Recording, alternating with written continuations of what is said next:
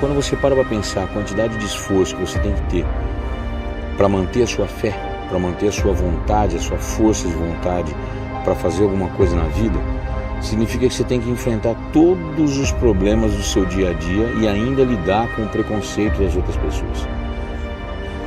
Lidar com o preconceito das pessoas com relação à sua religião, sua cor, excesso de músculo, se você está gordo, se você está magro, se você ganha bem, se você ganha mal, se você tem carro bom, se você tem uma casa boa.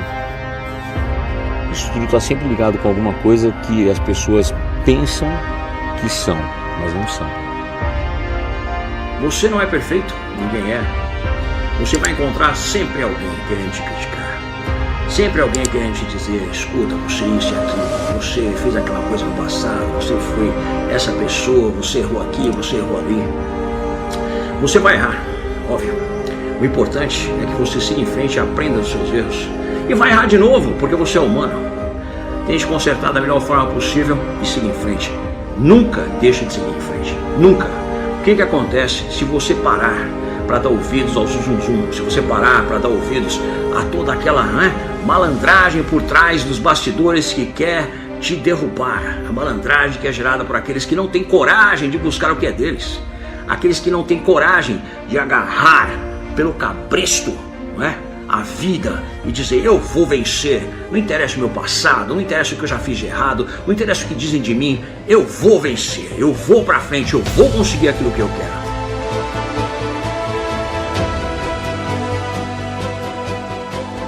Nunca deixe ninguém te dizer que não pode fazer alguma coisa. Nem mesmo eu. Se você tem um sonho, tem que correr atrás dele. As pessoas não conseguem vencer e dizem que você também não vai vencer. Se você quer uma coisa, corre atrás. Ponto.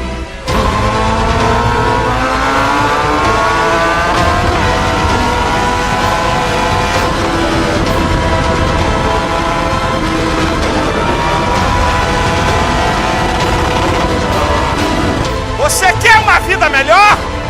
Você quer conquistar coisas maiores? Então mude as suas atitudes.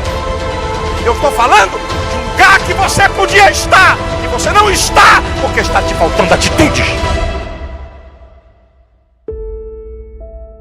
Esse é um vídeo para os vitoriosos ou para aqueles que têm vontade de vencer. E é um vídeo principalmente para aqueles que desistiram, que não veem esperança, que não veem nenhum tipo de aliado ao lado, que não veem propósito nas coisas. Porque eu tenho certeza que você pode vencer, que você pode conquistar. E eu vou partilhar com vocês o caminho que eu tenho para ser sempre um vencedor. Like you, be strong to hold the powers of the sun.